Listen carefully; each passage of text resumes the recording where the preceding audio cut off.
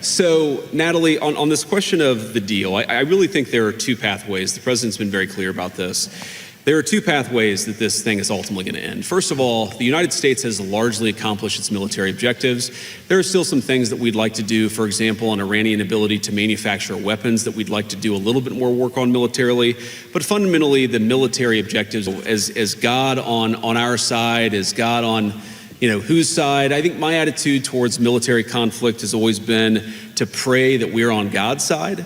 And my own view is that we're doing this for the right reasons. We're doing this because we don't want a regime. Tonight, we step into a defining geopolitical flashpoint, where diplomacy hangs by a thread, military pressure intensifies, and rhetoric carries consequences far beyond words.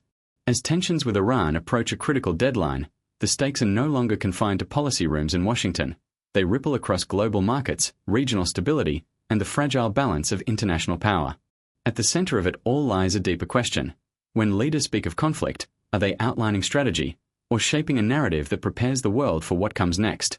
It's your call, please. Sure. So I want to call on a couple members of my pool because they traveled all night and are here with us. So let's start with Natalie at the Washington Post. Thank you, Mr. Vice President. The clock is ticking to tonight when the deadline looms for avoiding bombing infrastructure in Iran to the Stone Ages, as the President has said.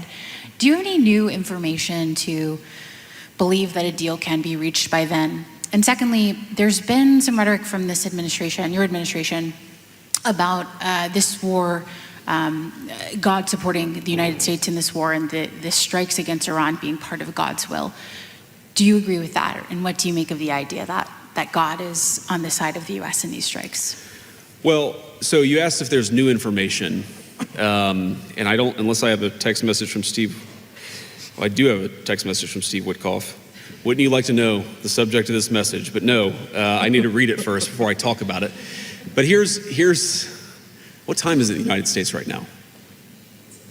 Okay, that makes sense. All right. Okay, so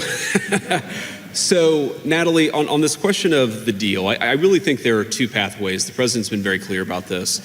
There are two pathways that this thing is ultimately going to end. First of all, the United States has largely accomplished its military objectives. There are still some things that we'd like to do, for example, on Iranian ability to manufacture weapons that we'd like to do a little bit more work on militarily. But fundamentally, the military objectives of the United States have been completed. So that means, as the president has said, very shortly, this war is going to conclude. Here, the Vice President presents a familiar but powerful diplomatic framework: two paths, cooperation or continued isolation. While this binary framing offers clarity, it also compresses decades of geopolitical complexity into a simplified choice. Iran's position, shaped by history, sanctions, internal politics, and regional alliances, resists easy categorization. Moments like this invite a critical lens.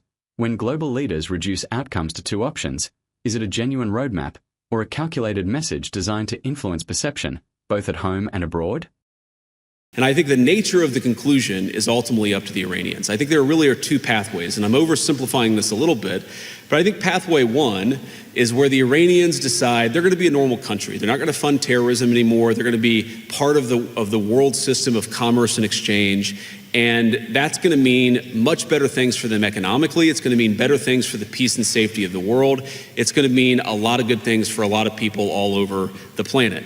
That's option A. Okay. Option B is if the Iranians don't come to the table and they stay committed to terrorism, to terrorizing their neighbors, not just Israel, but of course their Arab neighbors too, then the economic situation in Iran is going to continue to be very, very bad, and frankly, it will probably get worse. And so what the president has asked his entire team to do, particularly Steve Witkoff and Jared Kushner, is to figure out what are the contours of a potential deal. What are they willing to do? Because militarily, it frankly doesn't matter one way or the other to us. It's fundamentally a question of what does this look like afterwards, and that has been what the negotiations have been focused on.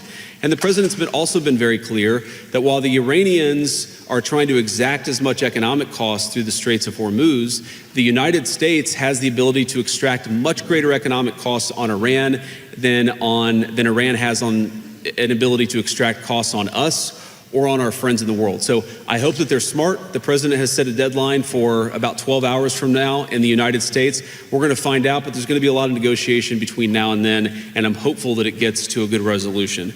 The second question you asked about, is God on our side, is God on, whose side? I think my attitude towards military conflict has always been to pray that we're on God's side. And my own view is that we're doing this for the right reasons. We're doing this because we don't want a regime that has committed acts of terrorism to have it the world's most dangerous weapon, because that would mean a lot of innocent people dead. I certainly hope that God agrees with the decision that Iran shouldn't have a nuclear weapon, but I'll keep praying about it. And if he gives me a good answer, you'll be the first to know, Natalie. Next question. Let's see. I think we have Reuters and AP. Let's do Reuters. Okay, good. I checked my earpiece to see if somebody in my staff would tell me who I should call on, but nobody answered. This is just Hungarian, so go ahead. This exchange underscores a defining feature of modern conflict. Wars today are not only fought with weapons and sanctions, but with narratives, framing, and perception. The Vice President's remarks reflect more than policy. They reveal how language is used to justify, persuade, and prepare. As this situation unfolds, one thing remains clear. The stories leaders tell may shape decisions just as much as the facts on the ground. Now the question is yours. Does this kind of framing bring clarity to global conflict, or does it risk oversimplifying a far more complex reality? Drop your thoughts in the comments. And for sharp, unbiased breakdowns of the world's most critical moments, make sure to like, share, and subscribe.